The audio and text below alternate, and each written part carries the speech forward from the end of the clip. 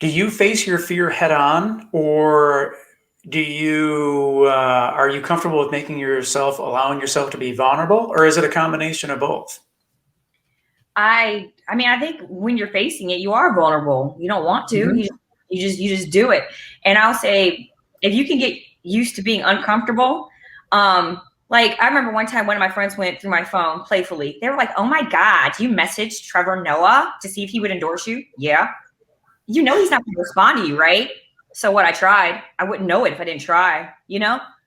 And if I have an idea, I just do it right then and there, immediately. And so I don't want to think about it, because I feel like when you think about things or when you think about ideas, it's draining. I always give my cell phone analogy. I have an iPhone. And of course, if you were to open up your phones and you see that you have 50 million apps up, you probably can't see. But, when they're all running at the same time, you're supposed to close them or it's going to drain your battery. When you have a lot of stuff that you want to do, or when you have a lot of ideas that you have, if you don't actually get started on them, they're just kind of running in the background of your brain, draining all of your energy. So I'm like, close out the app, start the idea, do the thing, do it now. Close out the apps. It's actually good for you. You'll have It's a more lot energy. of apps open. I She's know. still Look at that. Told you. So- That's how my brain works too. I'm like, let me close these apps. Okay, now they're closed. Okay. The Trevor Noah scenario is interesting because it sounds like, and your friend probably not even self-consciously thinking this, right? But what if Trevor Noah responds back, right? Dope. To me, it's the raising your hand mindset, right? So like I had a TV show on ABC that happened because a scenario presented itself in front of me and I swung it and kind of raised my hand. And so basically they were like, hey, who could be the host of this TV show? Not asking me who could be the host of this TV show, basically saying, hey, we respect what your thoughts on business. Who could be a host for this TV show? And most people would say someone else. I said, and I raised my hand. And then the person across the table was like, no, that's not what we're not interested in this.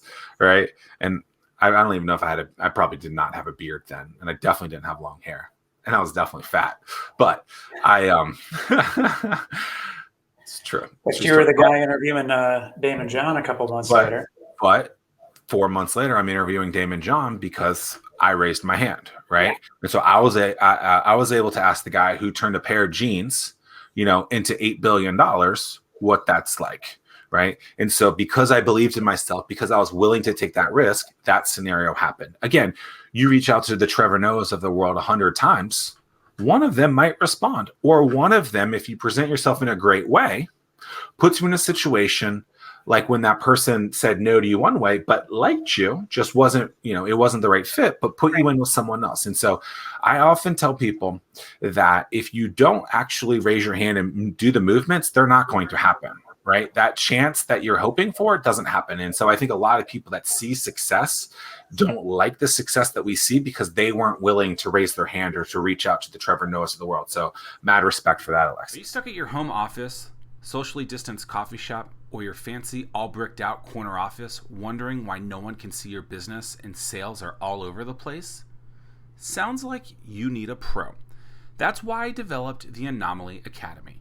Insert clever copy here. Oh, I guess I was supposed to put something else there. Oops. You can grab access to the Anomaly Academy now at zackmillersays.com/Anomaly Academy.